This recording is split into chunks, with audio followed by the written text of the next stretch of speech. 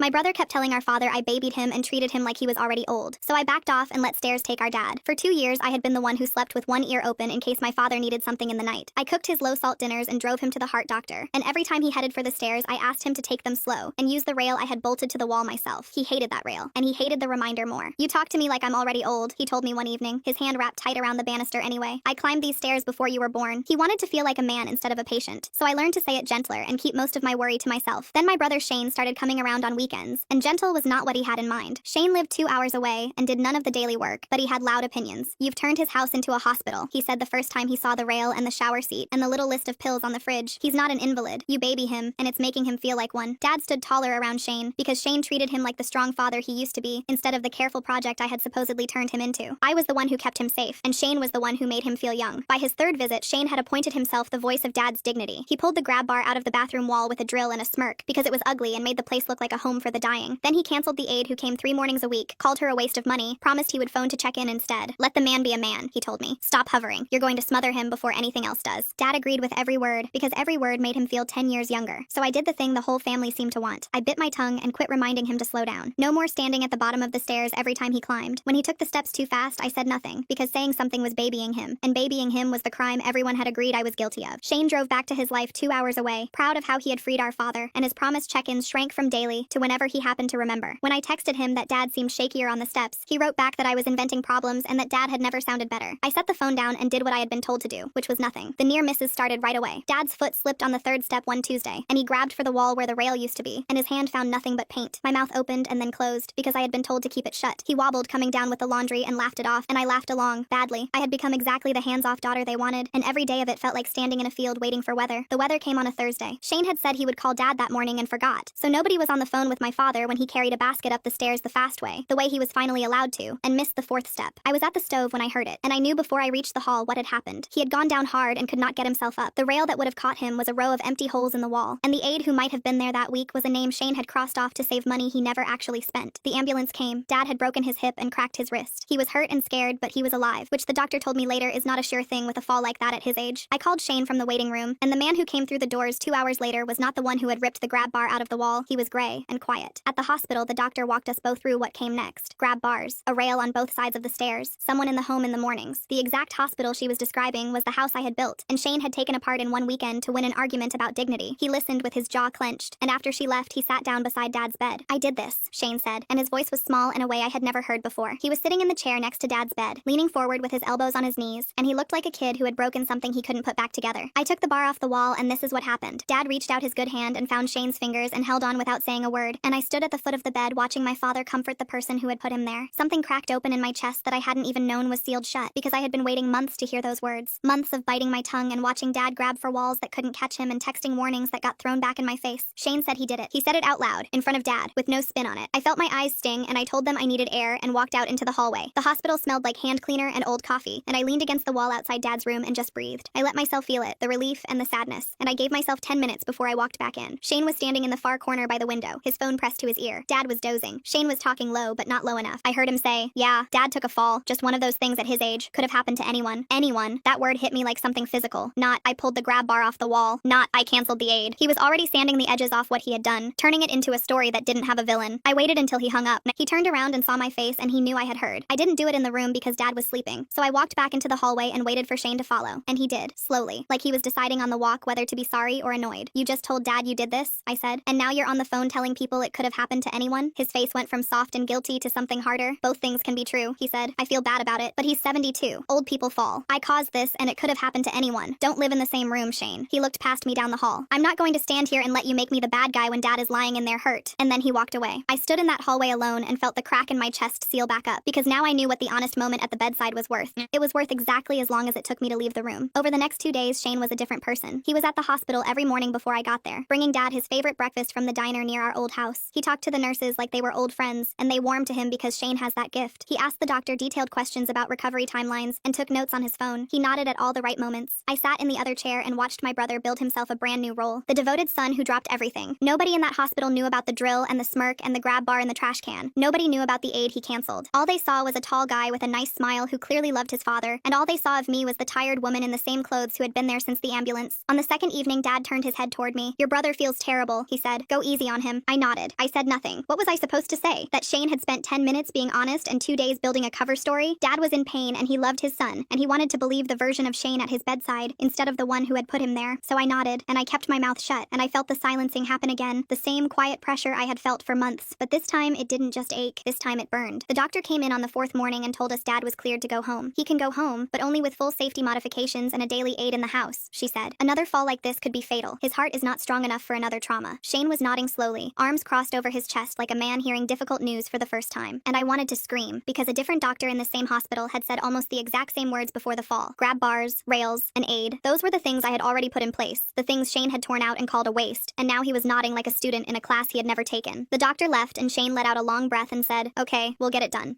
I let the word go and started making calls before Dad was even in the car. I called the hardware store about grab bars. I ordered a second rail for the other side of the staircase because the doctor said both sides. I called the aid service and asked to rehire the same woman Shane had decided was a waste of money. They could have someone there by Monday. I spent the afternoon on my knees in Dad's bathroom with a drill and a level, finding the studs, working around the ragged little circles in the tile where the grab bar used to live. I set the new bar 2 inches higher and sank the screws deep. Shane was in the living room. I could hear the TV. At one point, he walked past the bathroom door and looked in at me on the floor with the drill, and at the holes in the wall that he had made, and he said nothing. He did not pick up a tool. He just looked, and then he walked back to the couch. I put the grab bar up myself. I mounted the second stair rail myself. I moved the shower seat back into place myself. Shane drove home that evening, said he had work stuff to deal with, but he'd be back soon. I got Dad settled, made him dinner, helped him into bed, and sat on the porch afterward feeling like I had run a race that nobody had watched. That's when Shane called. It was maybe 9 at night, and I was tired down to my bones, and when I saw his name on my phone, I almost didn't pick up. But I did, because I always do, because that's the role I play in this family. "Hey," he said, and his voice had that careful, reasonable tone he uses when he's about to say something he's already rehearsed. "I've been thinking, I should have been more involved. I want to fix that. What if we split the caregiving? I drive down every other weekend and handle the big decisions, the medical stuff, the money stuff. You handle the daily stuff since you're already there." For about 10 seconds, it sounded reasonable. Then I heard what he was really saying. He wanted to show up twice a month and make the big calls. He wanted to decide what equipment stayed and what went, and I would be the one there every single day, doing all the real work while he held the remote control from 2 hours away. It was the same setup that broke Dad's hip. "I'll think about it," I said, and I hung up. I called Alara. She has been my best friend since we were 14, and she is the only person in my life who has never once told me I was overreacting. I told her everything. The hospital, the pancakes, the nodding, the phone call in the corner, the 2 days of Shane playing the good son, and now the split the caregiving call. "I feel like I'm going crazy," I said. He ripped the safety equipment off the walls. Dad fell and broke his hip, and now he's the hero. Alara was quiet for a second. "You have texts." "What?" "You have proof he canceled the aid. You have the messages where he told you to stop hovering. Do not let him rewrite this. You have the receipts and he doesn't know you kept them." Something shifted inside me. Not a crack this time. Something more like a lock turning. I went inside and sat at the dining table and opened my messages. There it was. All of it. In his own words. "Stop hovering. You're going to smother him before anything else does. The aid is a waste of money. Cancel her. You're inventing problems. Dad has never sounded better." I screenshotted them, one by one, making sure the date and time showed on each. I sent them to my email. Then I sent them to a second email. I didn't have a plan yet, but I was done being the only person who remembered what actually happened, and now I had proof that lived somewhere other than my own memory. Shane showed up the following weekend like a man on a mission. I was at the counter making Dad's lunch when I heard the door open and Shane's voice carry through the house. "Hey Dad, guess what? I got your aid set back up. Called the service myself, talked to the coordinator. She starts Monday. I took care of it." I stopped what I was doing, and then I heard my father's voice, soft and a little rough the way it always was now. "Thanks, son. That means a lot." I had rehired the aid 3 days ago. It had been done since Tuesday, and now Shane was taking credit for it. I didn't know if he had actually called and found out the aid was already set up and decided to pretend it was his doing, or if he just made the call on his own without checking with me. I couldn't decide which version was worse. I walked to the dining room doorway. Shane looked up with that easy smile, and I said, "Can I talk to you for a second?" He followed me back. "I already rehired the aid," I said, 3 days ago. He shrugged, like I had told him it might rain. "Well, now Dad knows I'm involved too. That's good for him. I have been here, Shane, every single day for 2 years." He put his hands up. "I'm not doing this with you. I'm not going to fight about who loves Dad more." And then he turned around and walked back into the living room like that was the end of it. I stood in the dining room alone and heard him start talking to Dad about the drive down. I let it go. I finished making lunch. At dinner that night, we were sitting around the dining table, Dad moving slow because his hip hurt. I had made chicken and rice, low salt, the way the heart doctor wanted, and we were eating quietly when Shane leaned back. "You know, Dad, once your hip heals up and you're feeling like yourself again, we should probably talk about whether all this equipment is really permanent." He said it like he was thinking out loud, like it had just occurred to him right there over the chicken, but I knew better. I had heard this speech before. He just had a new version of it. "The doctors are cautious by nature," he said. "Once you're healed, maybe we scale back a little, let you have your house back." I put my fork down. Dad was nodding, slowly, the way he does when someone is telling him what he wants to hear, and the food turned into something I could barely swallow because it was happening again. The same exact speech wrapped in a softer voice, and my father was buying it for the same reason he bought it the first time. "The grab bars stay," I said. "The rail stays. The aid stays. All of it stays." Shane's face settled into that patient, tired look. "See, this is what I mean. You don't give him a voice in his own life." Dad was looking between us now. "Let's not do this right now," he said. "Not right now." The 3 words Shane had been winning with for as long as I could remember. Not right now meant we drop it, and dropping it meant Shane's idea sits there getting comfortable, and by the next visit, it's not a suggestion anymore. It's a plan. Not right now was how the grab bar came off the the wall the first time. Not right now was how the aid got canceled. Not right now was how I ended up listening to an ambulance siren because my father fell downstairs that didn't have a rail anymore. But Dad was tired and Shane had his reasonable face on, and if I pushed it now, I would be the one who ruined dinner. So I said, okay, Dad. I cleared the dishes, helped Dad into the living room, and when Shane settled onto the couch and turned on the TV like nothing had happened, I walked out to the porch and called Alara. He's doing it again, I said. He's already planting the seed to remove everything once Dad feels better. Same speech. And Dad is nodding along like the first time never happened. Then don't wait for him to do it, Alara said. Talk to your dad alone, without Shane in the room performing for him. Sit down with him in the morning before Shane wakes up and show him the texts. Your dad deserves the truth even if it hurts him to hear it. I closed my eyes. Showing Dad those texts meant showing him that Shane had lied to him. It meant hurting my father to protect him, and that had always been the part I couldn't do. But standing on the porch in the dark, knowing Shane was inside quietly building the next version of the same mistake, I knew I didn't have a choice. Not right now was done. I woke up before the sun was all the way up. I could hear Shane breathing heavy in the guest room, still out cold. I walked to Dad's room and found him awake, lying on his back with one hand resting on his hip like he was trying to hold the pain in place. I pulled the chair close and asked him gently if he remembered the day Shane took down the grab bar. Dad blinked at the ceiling. He thought it was too much. He wasn't wrong. Then I said, Dad, do you know who canceled the aid? He didn't answer right away. I thought the money ran out, he said. Shane canceled her. He called the service himself. I pulled out my phone and opened the texts. I held the screen where he could see it and I scrolled slowly. Shane writing, let the man be a man. Shane writing, you're inventing problems. The same week I had warned him Dad was unsteady on the stairs. Shane's check-in calls that came every day for 2 weeks and then stopped. Dad read slowly, the lines around his mouth deepening, and when he was done, he set the phone down on the blanket without a word. Finally, he said, in a voice that sounded scraped raw, he told me you were the one who said we didn't need the aid anymore. My hands went cold. Not just cool, cold, like something had drained out of them. Shane hadn't just pulled the safety net away. He had told our father that I was the one who did it. Dad, what else did Shane tell you? I said. And slowly, piece by piece, like pulling nails out of old wood, Dad told me. Shane had told him I complained about the cost of the aid. Shane had told him I said the grab bars were overkill. Shane had told him I was thinking about moving out. None of it was true. Shane had spent months building a version of me that didn't exist. A version that made his own choices look like the reasonable middle ground between a controlling sister and a father who just wanted his life back. I was trying to breathe through it when I heard footsteps in the hall. Shane appeared in the doorway, still half asleep, hair pushed to one side, and his eyes landed on his father holding my phone. His face changed fast. What are you doing? You're upsetting him. He just got out of the hospital. Dad looked up at his son. Did you tell me your sister wanted the aid gone? Shane's mouth opened, then it closed. Dad, she's twisting things. You know how she gets. Dad held up the phone with the text thread on the screen. This is your handwriting, son. Cancel the aid. She's a waste of money. You wrote that to your sister, and then you told me she was the one who wanted it. Shane stared at the screen and the room went dead still. He looked at me, then back at Dad, and for the first time in his life he had nothing to say. Dad's voice shook. I fell because of what you took off that wall, and you let me believe your sister was the one who stopped caring. Shane's face crumbled. Dad, I was trying to help you. Dad looked at him with eyes that were wet but steady. You were trying to win. Shane took one more step toward the bed. I'm sorry, Dad. I really am. But everything I did was because you told me you hated being treated that way. And I finally said the thing I had been carrying in my chest for months. He told me that too, Shane. Every single day. And I still kept him safe. You heard what you wanted so you could do what was easy. Shane looked at me, and then at our father, and Dad turned his face toward the window. He didn't tell Shane to leave. He just stopped looking at him. Shane left that afternoon without saying goodbye. I reinstalled every piece of safety equipment myself that same day. I put up the second rail on the left side of the stairs, and this time I screwed it into the studs, deep enough that nobody was pulling it out with a weekend drill or a bad idea. That night, Dad called me into his room, and he didn't say he was sorry for siding with Shane, but he said something that mattered more. I need you to keep doing what you were doing, even when I fight you on it. I nodded and squeezed his hand, and he squeezed back, and it was weaker than it used to be, but it was honest. Shane started calling again a few weeks later. Short calls, awkward, always to Dad, and never to me. I didn't block him, and I didn't forgive him. I just stood at the bottom of the stairs every evening while my father took them slow, one hand on the rail I built. He held the rail. He did not fall.